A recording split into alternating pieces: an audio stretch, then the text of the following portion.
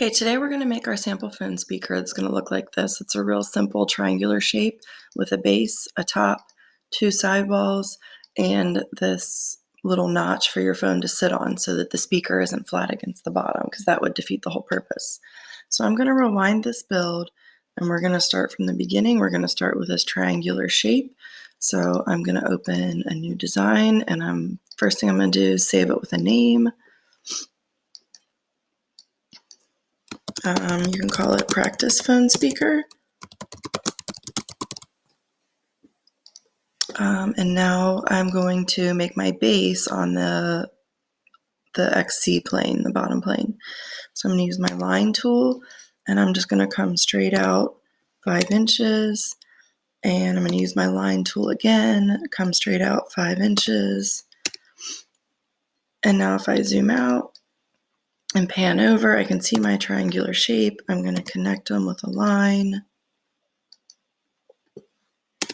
Done.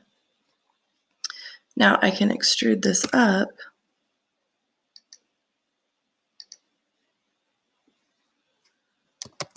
3/16 of an inch. 3/16 is going to be about how thick our plywood is that we're going to use. And now I'm going to put a new sketch on top, and I'm going to cut out notches for the side walls. So I'm going to use my 3-point rectangular tool. And it isn't super critical where I put these, but it is critical that the width, this number up here in this box, is also 3/16 because it's going to be the thickness of the wood that we are using to build it. So I'm going to use another 3/16 inch rectangle to notch out the other wall. Now you can center these. You can make these two line segments equal. So D for dimension.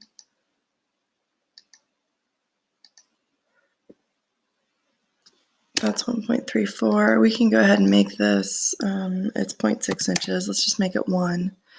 So if we take out 1 inch, that means we should have 2 and 2 on each side because we made the whole thing 5. So now it's centered. D for dimension. Let's make this side 1. And this 2. Now those notches are centered. And I'm going to extrude cut them. And I can just grab the arrow and pull it down. Okay. Now what I'm going to do is I'm going to create an offset plane. So under construct, I'm going to do offset plane, and I'm going to bring it up from here about 3 inches.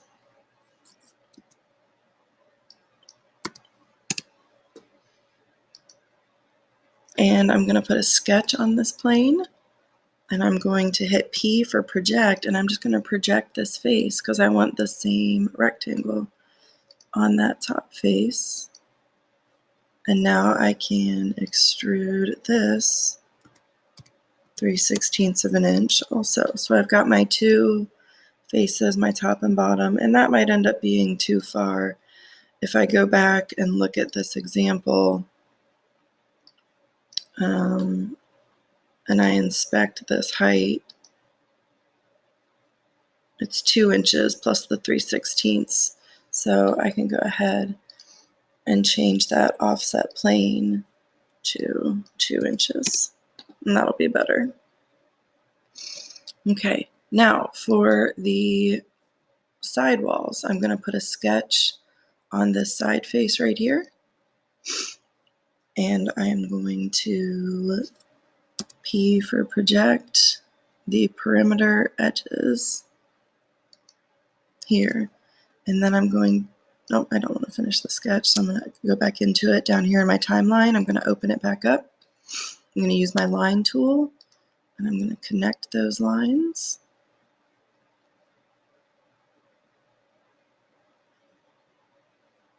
And now I made a mistake. I don't really want to project this top edge, so I'm going to click on it and delete it because I want to come down here and project